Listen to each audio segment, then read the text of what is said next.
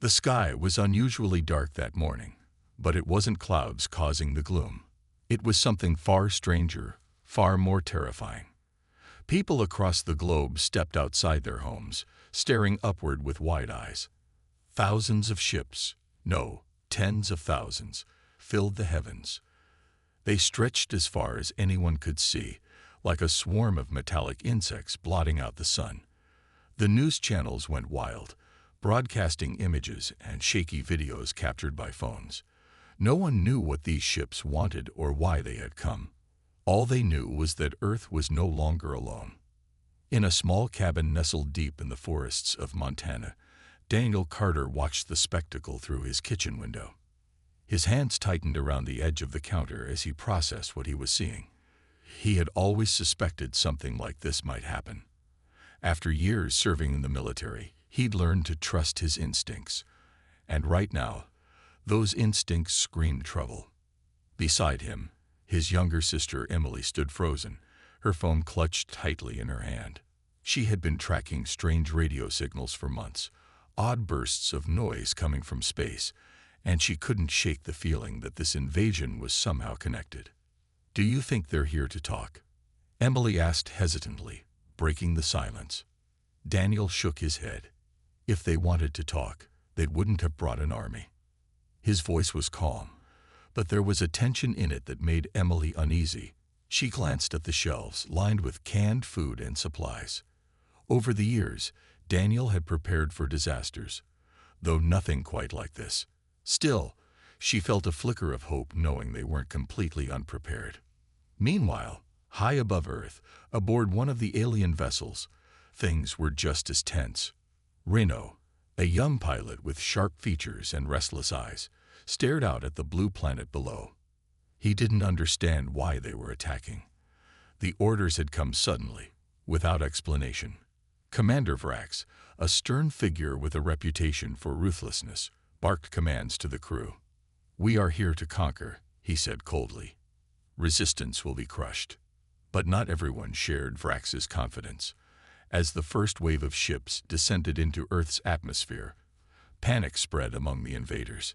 Humanity wasn't supposed to fight back, not this effectively. Plasma cannons erupted from hidden bunkers, tearing through the alien fleet. In New York City, Lieutenant Sarah Bennett led a group of soldiers armed with experimental weapons. Her team worked tirelessly, firing shot after shot until 2 enemy ships plummeted from the sky. But victory came at a cost. Explosions rocked the city, sending flames and debris raining down on the streets. Back in Montana, Daniel and Emily heard the distant rumble of destruction. They grabbed their gear and headed for the woods, seeking safety. Along the way, they stumbled upon a crashed alien ship. Smoke billowed from its wrecked hull, and strange sounds echoed from within. Cautiously, they approached, weapons drawn. Inside, they found a wounded alien soldier, its body shimmering with iridescent scales. Its eyes locked onto Daniel's, filled with pain and fear. "They're not all monsters," Emily whispered, lowering her weapon. Daniel hesitated, unsure whether to trust her judgment. But something about the creature's gaze told him it wasn't a threat. At least, not anymore. Whatever war was coming, it seemed even the invaders weren't united.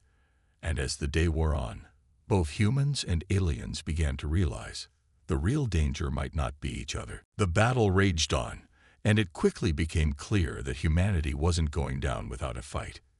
In New York City, Lieutenant Sarah Bennett moved through the chaos like a force of nature. Her team had managed to take down 2 alien ships, but the cost was enormous. Buildings lay in ruins, streets were littered with debris, and the air smelled of smoke and burning metal. Despite the destruction, Sarah refused to give up. She barked orders to her soldiers, her voice steady even as explosions rocked the ground beneath their feet. "Hold the line," she shouted, firing her plasma rifle at a group of advancing alien drones. The weapon hummed with energy, each shot lighting up the smoky haze. Her team followed her lead, determination etched onto their faces. They knew they were outnumbered, but they also knew surrender wasn't an option. Not yet. Far above the battlefield, Aboard one of the alien ships, Rhino wrestled with his conscience. He had joined the mission believing it was a noble cause, a chance to expand his people's territory and secure resources for their struggling civilization. But now, watching the devastation unfold below, he wasn't so sure. The images on the ship's monitors showed cities in flames, terrified humans running for their lives. It looked less like conquest and more like slaughter. Commander Vrax noticed Reno's hesitation and approached him with a scowl. "You question our mission?" he demanded, his tone sharp and accusing. Reno hesitated, then shook his head. "No, sir. I just wonder if this is necessary." Vrax leaned closer, his voice dropping to a growl. "Necessity is not your concern. Obedience is." Reno nodded, but his mind was racing. Something about this war felt wrong, and he couldn't shake the feeling that his people weren't the only ones suffering. As he stared at the screens, he spotted something unusual, a signal flickering faintly among the chaos. It wasn't coming from the alien fleet or Earth's military. It was something else entirely. Curious, Rhino isolated the signal and traced its origin. To his surprise, it led to a human transmission. Meanwhile, in Montana, Daniel and Emily tended to the wounded alien they had found. The creature, its body covered in shimmering scales, was weak but still alive. Emily tried to communicate with it, speaking softly and gesturing with her hands. At first, the alien didn't respond, but after a few moments, it let out a low, melodic sound. It wasn't speech, exactly, but it carried meaning somehow. Emily felt a strange connection, as if the alien was trying to tell her something important. "We need to figure out what it's saying," Emily said, turning to Daniel. "It might know why they're here." Daniel wasn't convinced. "Or it could be a trap. We don't know anything about them." Before Emily could argue, the sound of engines roared overhead. A second alien ship descended nearby, its shadow looming over the forest. Daniel grabbed his rifle, ready to defend himself, but the ship didn't attack. Instead, it hovered silently, scanning the area. Then, without warning, it fired a beam of light into the trees. The beam missed Daniel and Emily by inches, striking the ground where the wounded alien lay. The creature let out a pained cry before collapsing, lifeless. "What did they just do?" Emily whispered, her voice trembling. "I don't know," Daniel replied, his jaw clenched. "But I don't think they're all on the same side." Back in space, Reno made a decision. Using the alien communication system, he sent a message to the mysterious signal he had detected earlier. He didn't know who or what it belonged to, but he hoped it might hold answers. To his astonishment, someone responded. On the other end was Lieutenant Sarah Bennett. At first, she thought it was a trick, but Reno's words were sincere. "I don't want to fight anymore," he said through the static-filled transmission. "There's something you need to know. Your planet. It's killing us." Sarah frowned, unsure whether to trust him. "What are you talking about?" "The ship's disappearing. It's not your weapons doing it. Something else is out there, something we can't explain." Sarah hesitated, then replied, "If you're telling the truth, meet me. Alone." Reno agreed, knowing full well the risk he was taking. For the first time since the invasion began, he felt a glimmer of hope.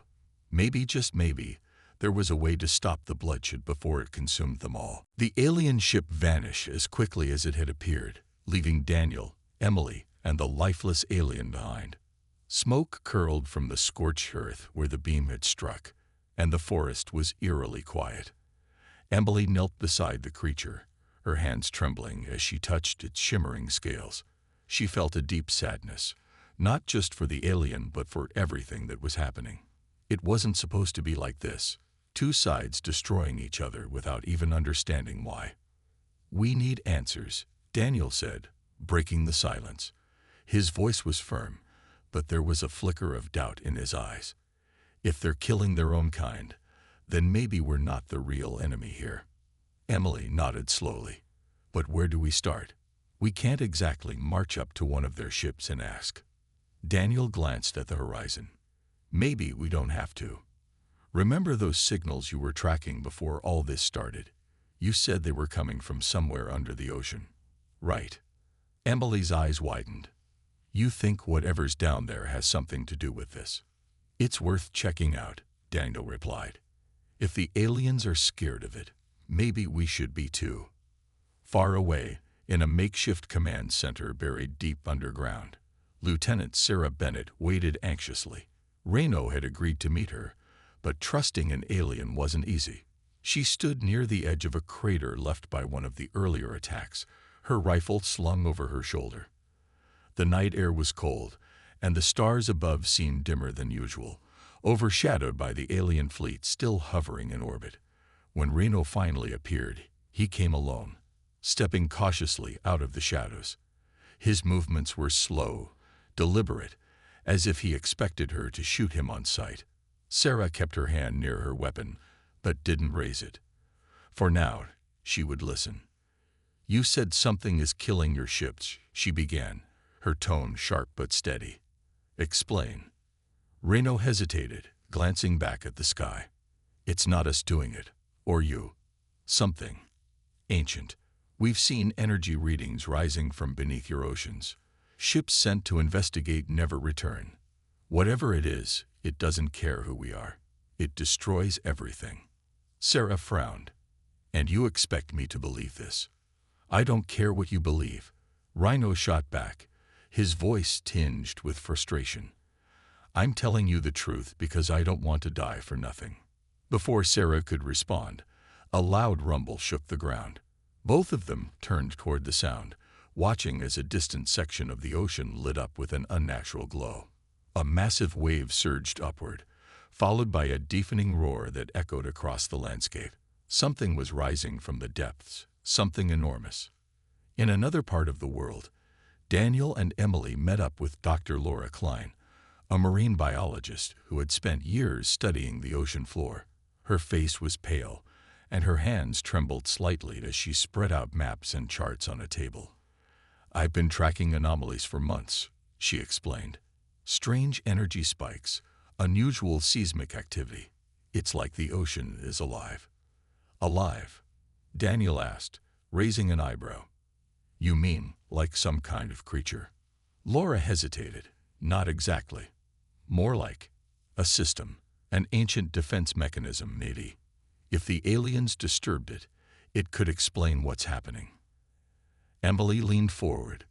Can we stop it? Laura shook her head. I don't know, but if we don't find out soon, it might not matter. That thing isn't just targeting them, it's spreading. The three of them decided to head for the Mariana Trench, the deepest part of the ocean, and the source of the strange signals. Along the way, they gathered supplies and equipment, knowing the journey ahead would be dangerous. As they traveled, stories of destruction poured in from around the globe. Entire fleets of alien ships had disappeared without a trace, swallowed by the sea. Coastal towns reported tidal waves and eerie lights beneath the water. It was clear that whatever lurked below, it was getting stronger. When they finally reached the trench, the sight took their breath away. The water churned violently, glowing with an otherworldly light. Strange shapes moved just beneath the surface, too fast to make out clearly. Daniel tightened his grip on his flashlight, his heart pounding. Let's hope this thing likes visitors, he muttered. Emily glanced at him, her expression grim. Or we'll be the first ones to find out. End of document. The descent into the Mariana Trench was unlike anything Daniel, Emily, or Dr. Laura Klein had ever experienced. The submersible rocked violently as they plunged deeper into the dark waters, the pressure outside growing heavier with every passing second. The glowing light from the trench grew brighter, casting eerie shadows across the walls of the vessel. None of them spoke much. The hum of the engines and the creaking of the metal hull were enough to keep them on edge. As they reached the bottom, the scene before them was surreal. Strange structures jutted out of the ocean floor, their surfaces covered in glowing runes that pulsed faintly. It looked like a city, but not one built by human hands. Towers spiraled upward, some crumbling and others intact, as if frozen in time. Schools of bioluminescent fish darted between the ruins, their lights flickering like tiny stars. But it wasn't just the architecture that caught their attention. It was the feeling in the air, or rather, the water. A low vibration seemed to emanate from the structures, resonating through the submersible and into their bones. This isn't natural," Laura whispered, her voice trembling. She pointed to the runes etched into the stone. "These symbols, they're warnings." "Warnings about what?" Daniel asked, his grip tightening on the controls. Laura hesitated, staring at the markings. "About waking something. Something ancient. Something dangerous." Before anyone could respond, the submersible shuddered violently. A massive shadow passed overhead, blotting out the dim light from above. Through the thick glass of the viewport, they saw it, a creature unlike anything they had ever imagined. Its body was long and serpentine, covered in shimmering scales that reflected the glow of the runes. Eyes the size of car tires glared down at them, filled with an intelligence that sent chills down their spines. "We need to get out of here," Emily said, her voice barely audible over the sound of the creature's movements. But it was too late. The creature wrapped its tail around the submersible, squeezing tightly. Alarms blared inside the cabin as cracks began to form in the reinforced glass. Daniel worked frantically to free them, maneuvering the submersible in sharp, jerky motions. With one final burst of speed, they broke free, leaving the creature behind, but not without sustaining damage. Water began seeping into the cabin, and the oxygen levels dropped rapidly. Meanwhile, aboard the alien command ship, tensions were reaching a breaking point. Commander Vrax paced the bridge, his face twisted with anger. Reports of disappearing ships continued to pour in, and now word had spread about Reno's betrayal. His crew murmured among themselves, their loyalty wavering. Some believed the mission was doomed, while others still clung to the hope of victory. "You've endangered us all," Vrax shouted at Reno, who stood calmly in front of him. "Your actions will cost us everything." Reno met his gaze without flinching. "If we keep fighting, there won't be anything left to save. Not for you, not for them, and not for us." Vrax's hand twitched toward his weapon, but before he could act, another officer interrupted. "Commander, we've detected unusual activity near the Mariana Trench. Energy readings are off the charts." Vrax turned sharply, his eyes narrowing. "What kind of activity?" "It's hard to say," the officer replied, "but it's spreading. Fast." Back on Earth, Lieutenant Sarah Bennett prepared for the next phase of the battle. Word of the mysterious entity beneath the ocean had reached General Marcus Hale, who ordered an immediate strike against the alien fleet. "We can't let them regroup," he said, slamming his fist on the table. "Hit them hard, and hit them now." Sarah disagreed. "Sir, if what Reno says is true, then attacking might make things worse. We need to focus on containing whatever's down there." Hale glared at her. "And trust an alien. That's your plan." "It's better than blindly charging into a fight we can't win," Sarah shot back. Before the argument could escalate further, alarms blared throughout the base. On the monitors, footage showed massive waves crashing against coastlines, destroying everything in their path. In the distance, the glowing outline of the serpent-like creature could be seen breaching the surface, its roar echoing across the land. Sarah turned to Reno, who stood nearby. "Looks like we don't have much time." He nodded grimly. "Then we better figure out how to stop it, before it stops us." The creature beneath the ocean was no longer content staying hidden. It surged upward, breaking through the surface with a deafening roar that shook the earth. Waves crashed against the shore, sweeping away buildings and vehicles like they were toys. Coastal towns were swallowed whole, and panic spread as people fled inland. In the skies above, the remaining alien ships hovered uncertainly, their weapons trained on the monstrous being but hesitant to fire. They had seen what happened to those who attacked it, entire fleets vanishing without a trace. Daniel, Emily, and Dr. Laura Klein managed to escape the submersible, just before it imploded under the pressure. Clinging to a piece of debris, they floated toward a nearby island, their bodies battered but alive.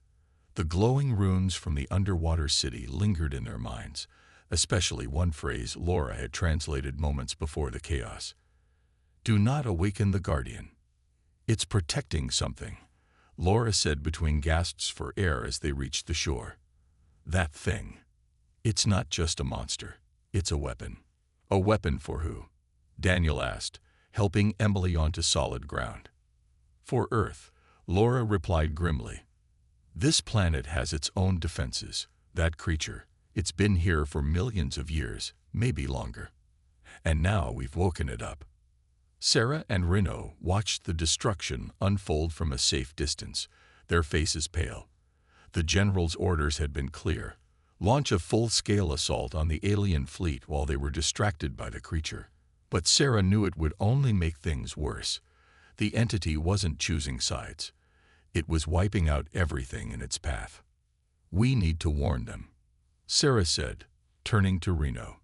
"If your people keep fighting, they'll be next." Reno nodded, though doubt clouded his expression. "Even if I tell them, will they listen? Commander Vrax won't stop until he's won, or die trying." "Then we'll have to stop him ourselves," Sarah said firmly. She grabbed her rifle and motioned for Reno to follow. Together, they made their way to the alien command ship, sneaking past patrols and avoiding detection. Inside, the tension was palpable. Crew members scrambled to carry out Vrax's orders, even as reports of devastation poured in from all directions. When they finally confronted Vrax on the bridge, he was livid. "Traitor." He spat at Reno, drawing his weapon. "You've doomed us all." "No," Rhino said, stepping forward despite the danger. "You did this. Your greed brought us here. If you don't stand down, none of us will survive." Vrax hesitated, his hand trembling on the trigger. For a moment, it seemed like he might reconsider. But then his eyes hardened, and he aimed at Sarah instead. Before he could fire, Reno lunged at him, knocking the weapon aside. A struggle ensued, both men grappling fiercely. Finally, Reno gained the upper hand, pinning Vrax to the ground. "Call off the attack," Rhino demanded, his voice low and dangerous. "Or I swear, I'll end this myself." Vrax glared at him but relented, issuing the order to retreat. The remaining alien ships began pulling back, leaving the skies eerily empty. But the victory felt hollow. The real threat was still out there, growing stronger with every passing second. On the island, Daniel, Emily, and Laura discovered an ancient control node embedded in the rocks. It pulsed with the same energy as the runes, humming softly when touched. Laura examined it closely, her hands shaking. "This is how they controlled it," she said. "Whoever built this place, they used this node to communicate with the creature." "Can we use it too?" Emily asked, hope flickering in her voice. Laura hesitated. "Maybe. But activating it could be risky. We don't know what kind of response it'll trigger." Daniel stepped forward, determination etched on his face. "We don't have a choice. If we don't try, that thing will keep destroying everything." With no time to waste, Laura guided them through the process. They connected wires scavenged from their damaged equipment to the node, creating a makeshift interface. As the machine powered up, the ground trembled and the air grew thick with static electricity. The creature roared in the distance, sensing their interference. "This is it," Laura said, pressing the final button. "Let's hope it listens." A beam of light shot into the sky, connecting the node to the creature. For a moment, nothing happened. Then, slowly, the massive being began to calm, its movements becoming less erratic. The waves subsided, and the glowing runes dimmed. Whatever message they had sent, it seemed to work. But the relief was short-lived. As the creature sank back into the depths, the island began to collapse, the ground cracking beneath their feet. Daniel grabbed Emily's hand, pulling her toward higher ground. "We need to move. Now." Behind them, the control node shattered, its purpose fulfilled. The trio ran as fast as they could, narrowly escaping the crumbling land. When they finally stopped to catch their breath, they looked back at the ocean, now eerily calm. "We did it," Emily whispered, tears streaming down her face. "Didn't we?" Daniel didn't answer. He stared at the horizon, knowing the fight wasn't over. Not yet.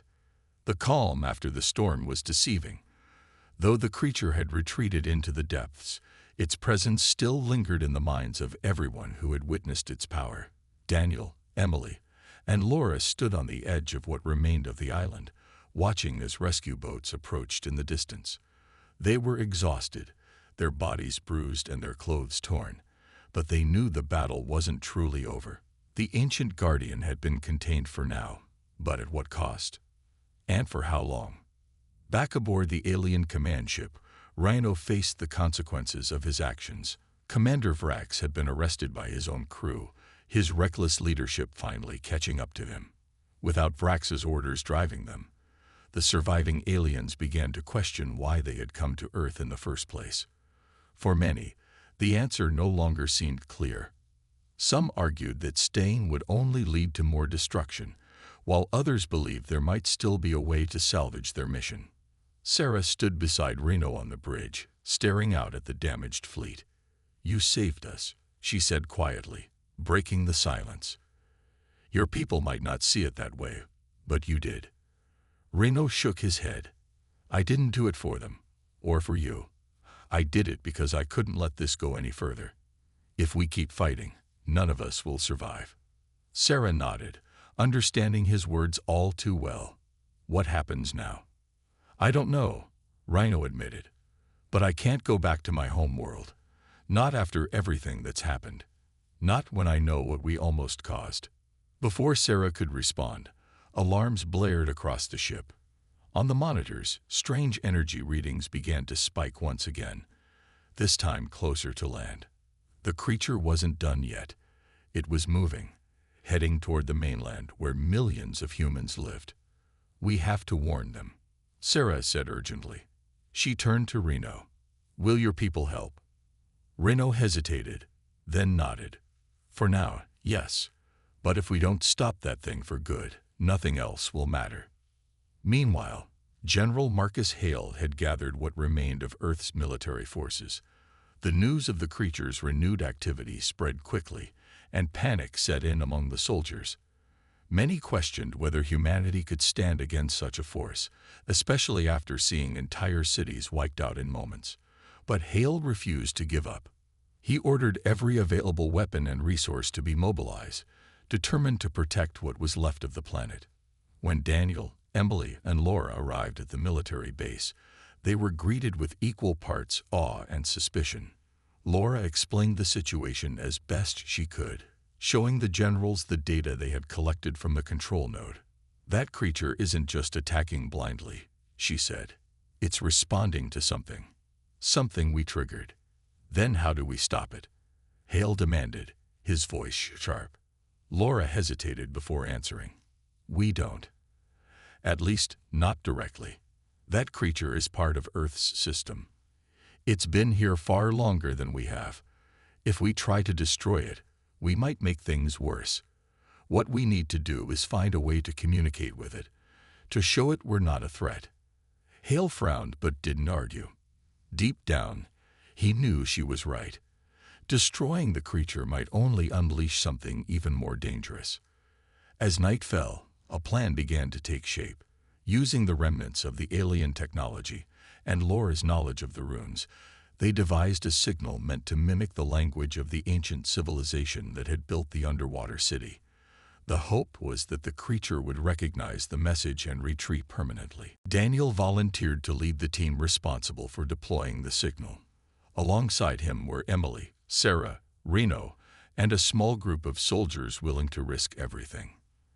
They loaded onto a transport ship and headed toward the creature's location, guided by the glowing runes visible beneath the waves. When they arrived, the scene was terrifying. The creature loomed above the water, its massive body glowing faintly in the moonlight. Its eyes locked onto the ship, and for a moment, it seemed like it might attack. But then the signal activated, projecting a beam of light into the sky.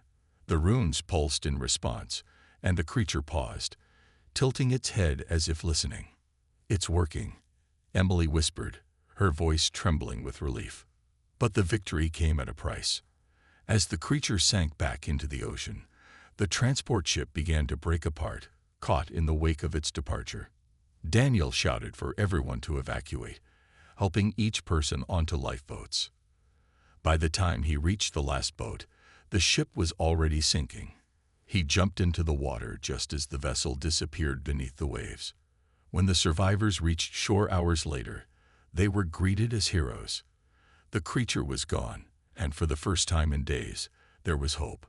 But Daniel knew the scars of this war would never fully heal, for humans, or for the aliens who had come seeking conquest and found ruin instead. The days that followed were strange and quiet, a sharp contrast to the chaos that had consumed Earth just weeks before.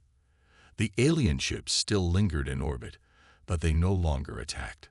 Instead, they observed, their presence both a reminder of what had happened and a warning of what could have been.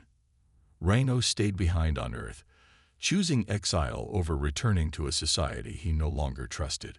He worked alongside General Marcus Hale and Lieutenant Sarah Bennett, helping humanity rebuild while trying to make sense of his own role in the invasion. For Daniel and Emily, life slowly began to return to normal, or as close to normal as it could be after everything they had endured. They returned to their cabin in Montana, but it wasn't the same. The forest felt different now, quieter somehow, as if the world itself was holding its breath. Emily spent her days writing about what they had discovered, hoping to share the story with anyone who would listen. Daniel, on the other hand, focused on survival, preparing for whatever might come next. Dr. Laura Klein became a key figure in understanding the ancient civilization that had built the underwater city. She traveled the globe, studying similar ruins and piecing together fragments of history. Her work revealed that Earth's defenses weren't unique. Other planets likely had their own guardians, designed to protect against invaders. It was a sobering thought, one that made humanity realize how fragile their existence truly was. As the weeks turned into months, tensions between humans and aliens began to ease. Reno played a crucial role in fostering communication, acting as a bridge between the two species. Many of his people chose to leave Earth, retreating into the stars with tales of a planet that fought back.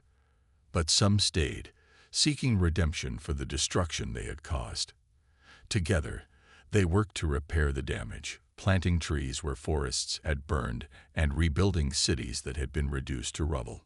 Sarah often found herself reflecting on the choices she had made during the war. She had started out fighting for her planet, but by the end, she realized the fight was about something bigger: survival, not domination. "We're all just trying to live," she told Reno one evening as they stood on a hill overlooking the ocean. "That's all any of us ever wanted." Reno nodded, his gaze fixed on the horizon. "And maybe that's enough."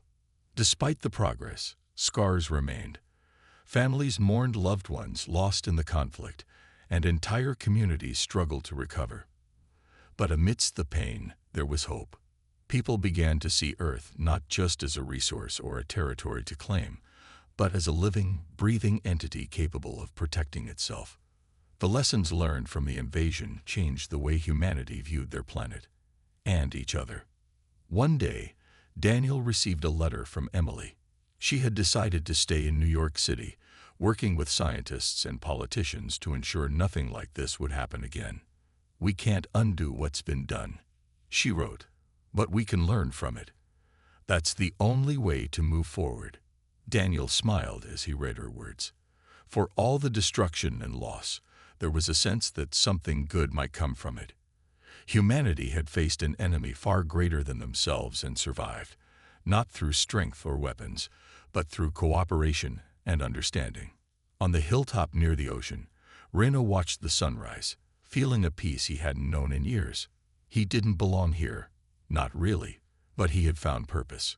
Earth wasn't his home, but it had become a place where he could start over, a place where even someone like him could find forgiveness. In the distance, the waves rolled gently against the shore, carrying whispers of an ancient power lying dormant beneath the surface. It was a reminder that Earth was alive, watching, waiting. And though the battle was over, the planet's story was far from finished.